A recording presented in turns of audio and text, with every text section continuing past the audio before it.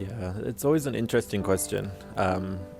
People always ask, like, why are we working with boys instead of girls and all that kind of stuff. And I always kind of answer it in there's two reasons. Number one is that for such a long time, world over, in the business world, in the ministry world, everywhere, we've really had to focus on girls and women, and we've had to do that because it was such a bad imbalance. Education, business, all of those things. Women were really, really pushed down, oppressed. And so we had to do that. We had to work on, and we still need to do that. And we still need to be empowering women and girls, and we're still not there yet. If you look at, politics or business, men are still way more dominant. So we do have to keep on working on that.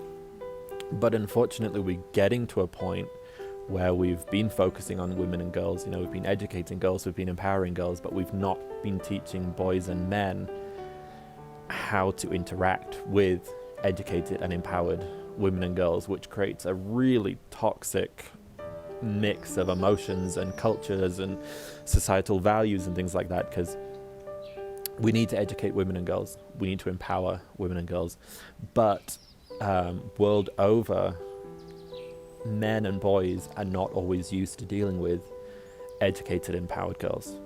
So then you kind of get this, boys think girls should be this way, girls are being told they should be this way. You put them together, which always happens, boys and girls meet as friends and as husbands and wives and as boyfriends and girlfriends. And then if they meet and there's a boy that doesn't understand that a girl has the right to be whoever she wants to be, but you have a girl that knows she has that right, then you get these horrible cases of gender-based violence, like we've had it in Eldoret. There was the case of Ivy and the boy, and that, and I know there's lots of things that we don't know about that relationship, but I think one of the general themes was there was a girl that said no, and there was a boy that didn't know how to react to that.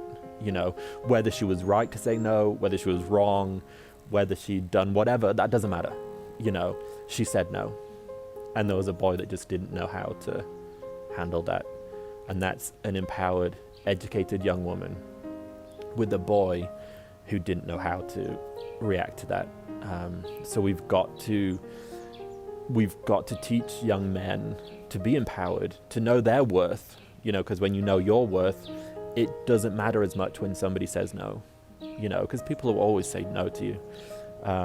So that's why we've got to kind of work with boys to educate them as well, to empower them as well, to know their identity. Because if we just focus on one side, then it doesn't work. If there's a bird, boys and girls are wings of the same bird. But if only one wing is flapping, the bird can't fly. So we've got to be working on that. We've got to be empowering the boys so that they can, be happy with an empowered girl and woman. I love strong women. I love loud, all that kind of stuff. But if boys don't know how to deal with loud, then that's going to be an issue. And boys need to value women for who they are and all that they're capable of. And then the second way that I answer that question is actually we do deal with girls on a daily basis. So we work with teenage boys, but we also work with their parents, 90% of which are single women, single mothers. So we work with them as well, to empower them, however life has knocked them or bashed them, to still tell them that they're worth it, they can still achieve their dreams. It's not just kids that have dreams, adults have dreams. No matter if you're 20, 30, 40, 50, you still have a dream. And also the way that we work with girls is that we're hopefully raising fathers, husbands, business partners of these women and young girls that are getting empowered. It's, a few of our older boys do have kids. Like I'm a father to 75 and I'm a grandfather. Wow! Grandfather at the age of 30, he's stuck. That's another such proud thing you're asking me in the other episode. Like, what have we achieved? We've achieved young men that have had kids and are looking after their kids, and that's goal achieved. It's they weren't, maybe they didn't have the opportunity, some of them, to be raised by a dad, but they are now being dads. And that's so important, because the girls that we're empowering at some point, if they choose to, are going to be getting married and having kids of their own. That's their choice, but usually that's kind of how it happens. And hopefully we're raising good husbands, fathers, for those girls. That's how we're also helping the girl child.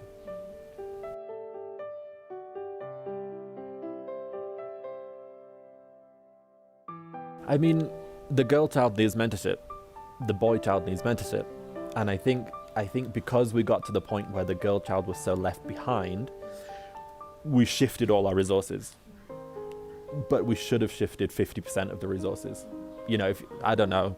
I think there's slightly more girls in the world today, but you know what I mean. We needed to build the girls, but not at the cost of the boys. And I think that's, and again, I'm speaking generally, and that's kind of how we got, it got to a point where, one of my board members was like, the boy child is an endangered species. Because if you see a 15-year-old boy, most of the time he looks like a man. If you saw him in the street, you'd be like, that is a guy that needs to, have a place, have a job, have a steady life, have his life sorted. But then if you saw a 15-year-old girl, I don't think that would always be the same expectation. And yeah, that's, again, we've got to let boys be boys so that men will be men.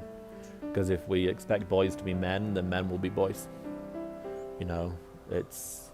We all need to be a kid at some point.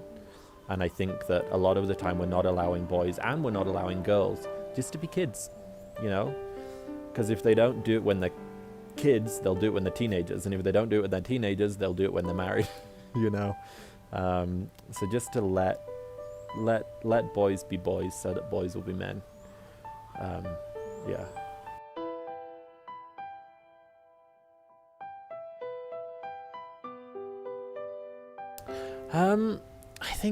I think we always try to fit, I'm a counselor, and counseling is kind of classed as a science, but I find it's more like an art, because we always try to fit people into statistics, into groups, into, all of this kind of stuff. We get to the point where we tell all girls, you need to have a career, you need to have, because they've been forced to be housewives and mothers. But some girls might want to be housewives and mothers, and that's okay. Some might want to have a career, that's okay. And I think we try, it's like, is it 50-50? Is it 100-100? It might be 40-60. Either way, that's okay, as long as it's fair, as long as everybody's given the same opportunities, and it's, people always say that women are the weaker sex, but I couldn't give birth to a child, so I don't think that women are the weaker sex, women are the different sex. And I think that's something that we really have to get as a global society, is that we're different, and that's okay. Women stereotypically are better at certain things. If you look at like the coronavirus, whatever, why not? This is like the only interview in the whole world in the last 6 months that hasn't talked about the coronavirus. But if you look at the coronavirus, if you look at the countries, it's like the six countries that have dealt with the coronavirus the best all have female prime ministers and presidents. And the 6 that have dealt with it the worst all have male. That is, I'm not saying that every prime minister and every president in the world should be a woman, but that is interesting, from a global society that say women are more emotional in their leadership, women are more subtle in their leadership, and yet when a pandemic that has absolutely surprised every single world leader and every single world citizen, women did better. That's we can't say that that's more emotional, because they've dealt with the coronavirus in a more pragmatic and effective way. So we're all different, and I wouldn't say that it needs to be 50-50, 100-100. It just needs to be fair. And again, it comes back to that thing of letting every person be who they were meant to be.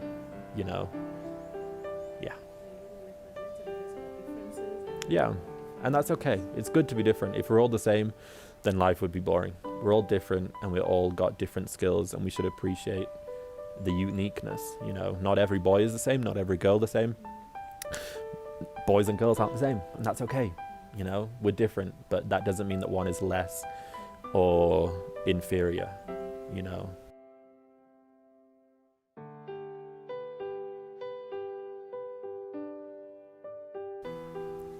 What? You talk about interview your dad. Again, and I'm being careful not to just escape the question, but I wouldn't want to put them all in the same boat, because I think, if I put a group of 4 of our kids in the same thing, you might find one really struggles with this, and the other ones are like, that's not even a thing. Why do you struggle with that? So I would name a few rather than just say one. Self-esteem and self-worth is definitely one. A lot of the it's called toxic masculinity, which is like a kind of buzzword that everybody likes to shove out, but that kind of comes down to self-worth and self and identity as well. A lot of the times a guy will be mean to someone because of his self-worth, but also a guy will let somebody be mean to him because of his self-worth. It comes out in 2 different ways. I'm going to be careful how I answer this one. I'm not going to say girls are boys' biggest issue, but the things that come with relationships, I would say, are, and it's not the girl's fault, it's not the boy's fault, it's hormones, and it's tough decisions, and nobody's perfect, and for some reason God gave us free choice, which, why? Just tell us what to do and we'll do it. But yeah, definitely the relationships and all that kind of stuff. You can definitely achieve your dreams by having kids at a younger age, but I would be lying to say that it's not harder to achieve your dreams having children at a younger age, or an earlier stage than you had planned, let me say it that way. Drugs, I would say, I would think all drugs, but weed, I think it's hard to find a teenager from any socioeconomic class that has not used weed once before they're, I would say, 18. I don't know why, but it's such a huge issue. And I think all of these issues that we're kind of talking about now is, I think we, as parents, as pastors, as teachers, we kind of try and scoot around it and talk about it in a really vague way, or like say, don't go near women. It's like, well, they're going to go near women because they interact with them, It's like, drugs are from the devil. Well, yeah, but all of my mates have got it in their pocket, so how do I deal with that?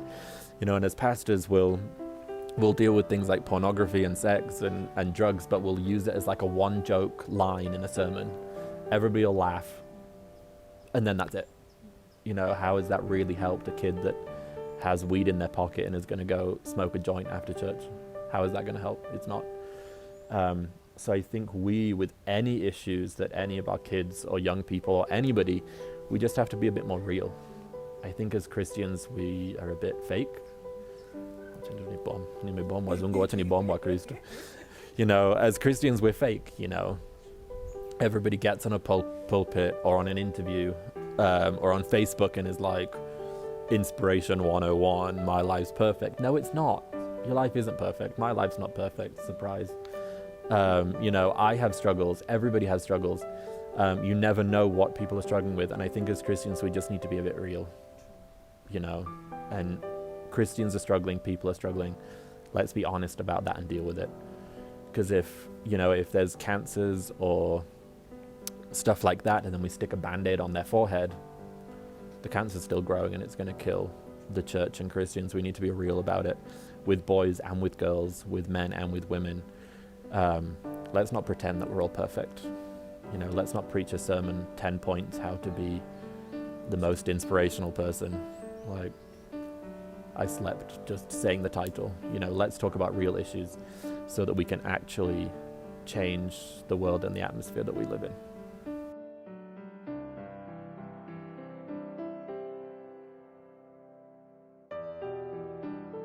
I would say, and this is, if you edit this bad, there's going to be really bad lines that I'm going to say. I think it's not the girl child's responsibility to empower the boy child. And I wouldn't necessarily, it's the boy child's responsibility to empower the girl child. It's all of our responsibilities to empower each other, whether boy or girl. So yeah, I think there are things, like we said about differences.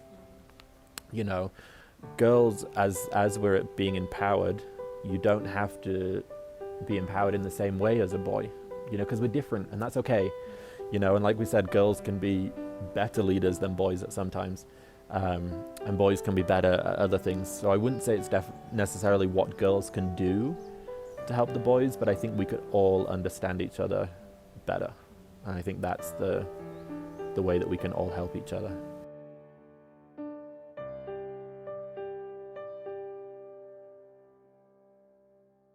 Again, generalized, I would say there's a big disconnect with all leaders and whoever's following them, whether that be politicians, pastors, musicians, whatever. If you took kind of like a cross-section of people, if you take a cross-section of people and tell them, talk to these young people about any topic for the next 10 minutes. It's like, it's just completely detached, And I think, as pastors, I'm talking as one of them, as politicians, not one of them, as business people, as, what do they call them? Public figures? Well, I think I've got that under my Instagram, public figure, whatever that is. We just need to be a bit more down to earth, because we're really out of touch with what's actually going on with a lot of the people that are looking up to us. There's like a 10-point plan of how to get rich. Like, if you're talking to somebody that hasn't eaten for the last 2 days, they're not talking about rich, they're talking about how to survive, and it's just, again, I think it's like what I said, we need to stop being fake. I think we, and I'm saying we, because I am in that group of pastors, not politicians, we just need to be real and understand and not judge.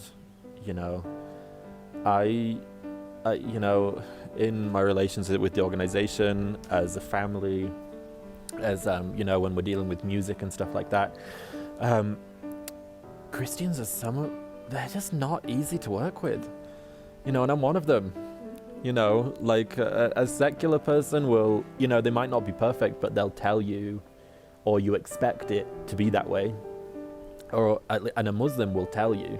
That's the best thing, whereas a Christian is like, hey, and I think we just need to practice what we preach, I think. Yeah.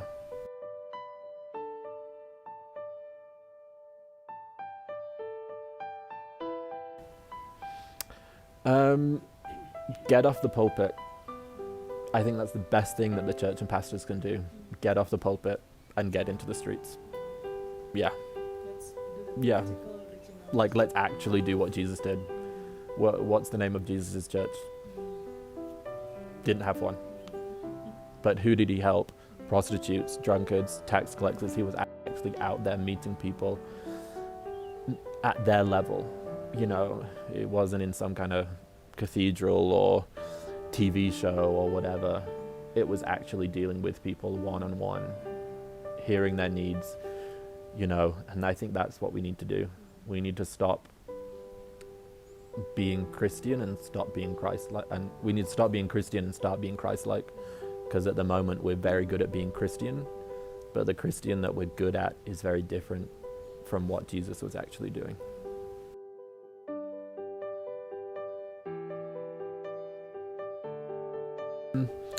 I always say I'm a visionary, so whether that's with a thing or a person, when I meet someone, I like to see what they could be, what they can achieve.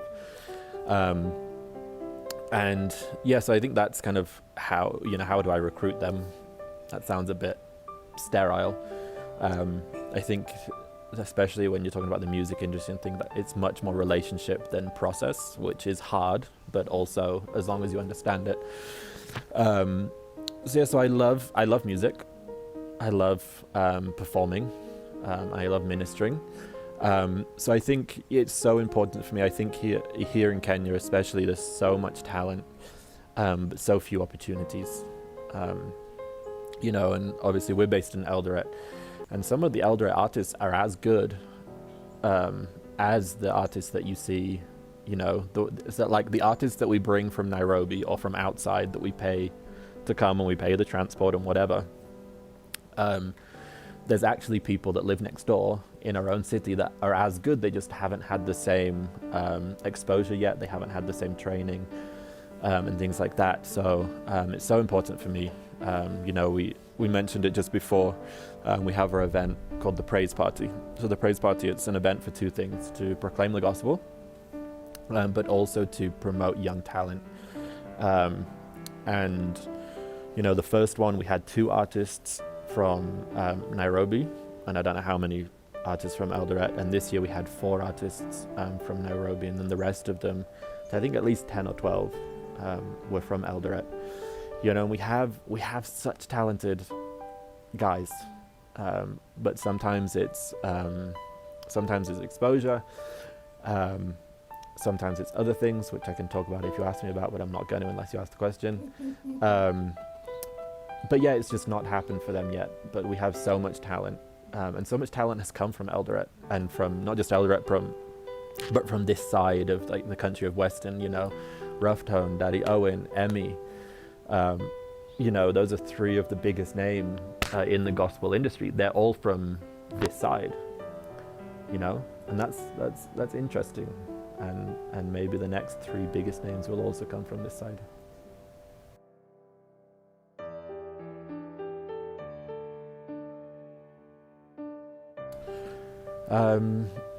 My first advice would be to get a mentor, but you've said they're already looking out for a mentor.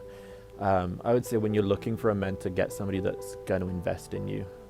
And when I say invest, I don't mean money. I mean time, effort, prayers, all that kind of stuff. I get so sick and tired of on Facebook, you'll see some kind of big celebrity musician speak or whatever, and then there'll be somebody that's like, oh, my mentor. No, that's not your mentor. You've never met them. You don't know who they are. That's somebody that you watch their videos, you get inspired. TD Jakes, I love him.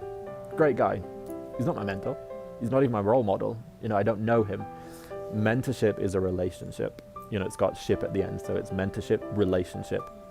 It needs to be somebody that is invested in you, that it's a long-term thing, that you walk together on your journey. It's not just a YouTube video or a Instagram message.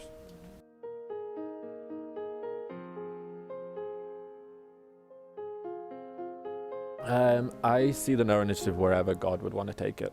I've got my dreams. I would like to see the No Initiative in other cities in Kenya, but that takes a lot of funding. So yeah, that would be great. On the music side of it, we've got some really amazing projects upcoming in the next coronavirus is slowing us down a lot, but in the next period, and yeah, we'll see. I wouldn't want to limit it in my dreams. So let's see what God's dreaming about it.